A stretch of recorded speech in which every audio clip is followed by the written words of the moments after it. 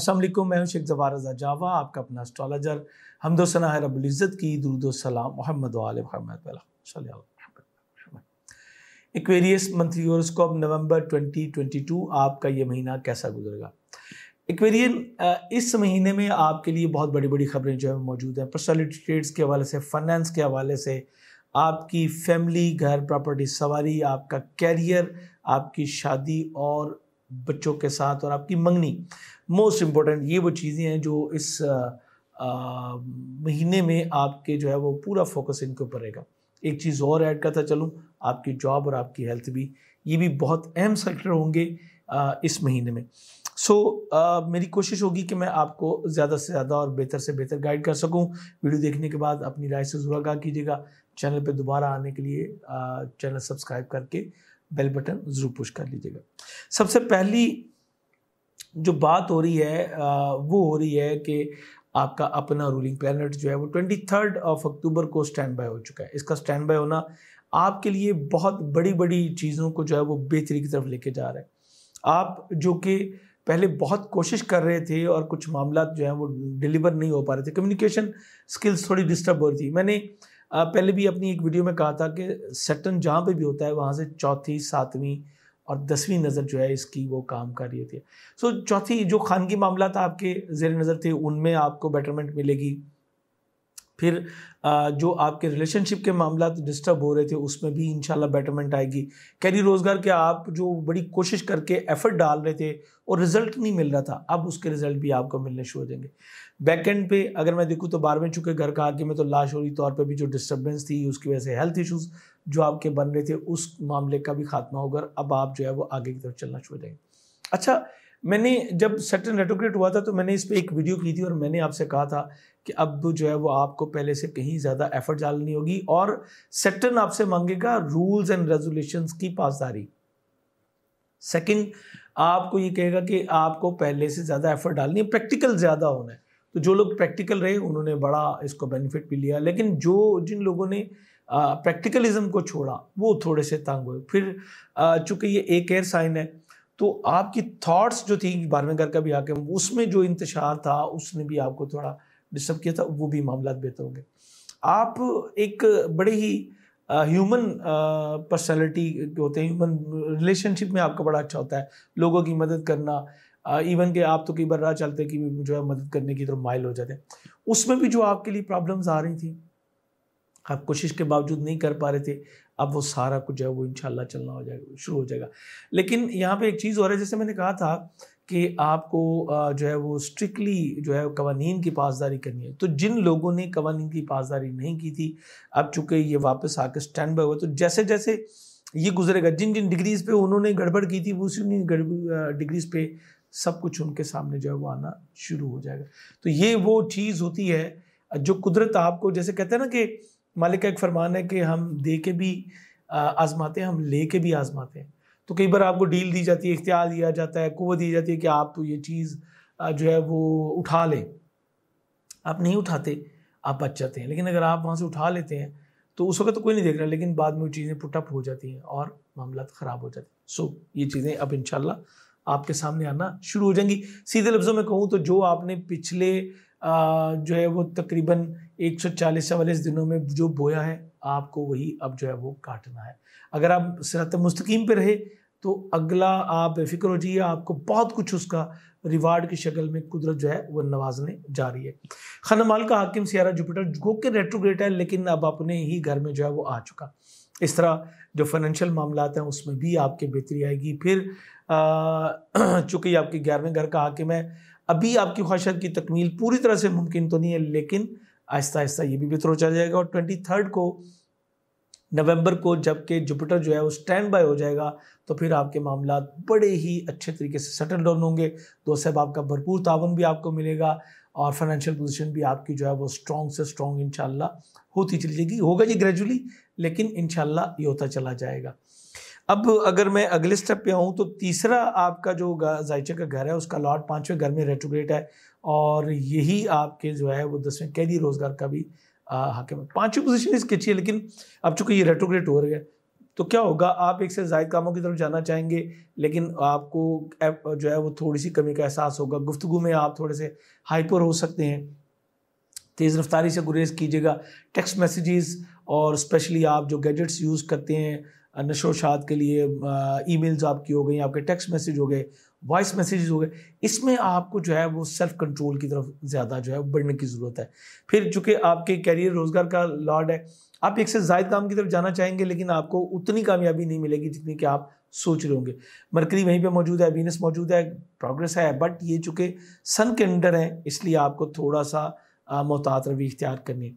यहाँ पे एक चीज़ और आपको गाइड करता चाहूँ, मार्स जब भी नेगेटिव होता है इस तरह, और एयर साइन में जो है वो नेगेटिव होता है, तो चीज़ों को बड़ी तेज़ी के साथ ये ख़राब भी करता चला जाता है। बहन भाई अजीज़ वकार साहब के साथ अपने रिलेशनशिप को बनाए रखने की आपको पूरी कोशिश करनी है। इसी तरह अपने छोटे भाइयों के साथ और अपनी मदर इन लॉ के साथ भी आपको रिलेशनशिप को बैलेंस रखने की ज़रूरत होगी। हर मंगल को 900 ग्राम दाल मसूर या मुर्गी की कलेजी का सदका दीजिए। रोज़ाना 261 मरतबा या मालिक या कुदूस पढ़ना अपना मामूल बनाइए। इस तरह आप इसके नेगेटिव इम्पैक्ट को ब्रेक कर सकते हैं। चूँकि ये आपके 5वें घर में जो है ये रेट्रोग्रेड हो रहा है, तो स्पेशली अगर मैं 5वें घर की बात करूँ तो आपकी जो गुड लक है उसको थोड़ा सा कमज़ोर कर देगा। फिर एजुकेशन सेक्टर स्केल 12 से 14 का, उसमें आपको कमी का एहसास होगा, इर्तिकाज़ की कमी होगी, आपकी तवज्जो इधर उधर जो है वो होगी। मंगनी तय पाते पाते जो है वो मामला ख़राबी की तरफ फिर चले जाएंगे। अगर आप किसी के साथ रिलेशनशिप में थे तो आपके माबैन जो है वो इख्तलाफात और स्पेशली इसमें स्पीच और कुछ गलत फहमियाँ, कुछ मिसअंडरस्टैंडिंग्स आपके माबैन गैप को जो है वो बढ़ा देंगी। आपके बड़े बच्चे जो हैं उनके मिजाज में कुछ तेज़ी का अंसर जो है वो ज़्यादा होगा, यानी ज़िद होगी, अपनी मर्ज़ी करने की, अपनी बात मनवाने की, और ये चीज़ें उनके लिए भी प्रॉब्लम का बायस बनेंगी। स्पेशली आपके बड़े बच्चों की गुड लक भी मुतासर हो रही है, आपके बड़े बच्चों की सेहत और उनकी जॉब के हवाले से भी कुछ प्रॉब्लम्स जो हैं वो आपके सामने आती हुई नज़र आ रही हैं। इन चीज़ों को ज़रूर फोकस कीजिएगा, सदका मैंने आपको ऑलरेडी बता दिया। 1 नवंबर को औजे अतारद होगा आपके ज़ायचे के 10वें घर में, चूँकि ये आपके 8वें घर का भी लॉर्ड है, ये आपके 5वें घर का भी लॉर्ड है, और 10वें घर में अगर ये इसको हो रहा है तो ये समझ लें कि ज़हनी दबाव में कमी का बायस होगा। नए आइडियाज़ पे काम कर सकेंगे, आपको नए एग्रीमेंट मिल सकेंगे, और आप बहुत सारी रिसर्च वर्क जो है जो आपने पिछले दिनों की थी उसके ऊपर बड़ी तेज़ी के साथ काम कर सकेंगे। रिलेशनशिप में बेहतरी होगी, आपकी जो इज़्ज़त है उस वक़ार में और शोहरत में जो है वो इजाफ़ा होगा। अगर आप पार्टनरशिप में काम करें तो बेहतरीन फ़वाइद का असूल आपके लिए जो है वो मुमकिन हो सकेगा। टेम्परेरी सही, लेकिन यहाँ पे बच्चे आपको जो है वो कुछ हेल्प जो है कर सकते हैं। 7 नवंबर को शफ़े कमर होगा ज़ायचे के 4थे घर में। घर सवारी, प्रॉपर्टी की खरीदो फरोख्त के हवाले से आपको आसानियाँ मिलेंगी। घर के लिए कोई अच्छा मुलाजिम आपको मिल सकता है, लेकिन इसके अगले ही दिन जो है 8 नवंबर को मुकम्मल कमरी ग्रहण और एग्जैक्टली यहीं पे हो रहा है।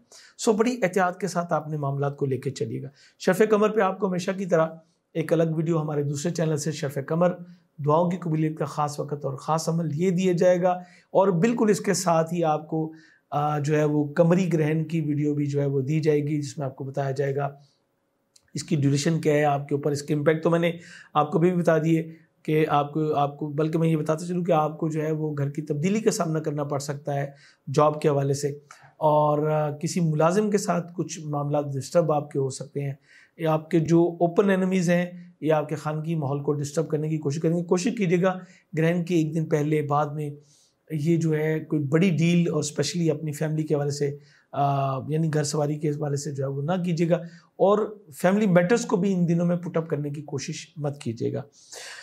आपके ज़ायचे के 10वें घर में मरकरी और वीनस मौजूद है। मरकरी और वीनस दोनों का यहाँ पे मौजूदगी ये बताती है कि आप इस महीने के आगाज़ से ही बड़ी प्रोग्रेस जो है वो हासिल कर सकेंगे।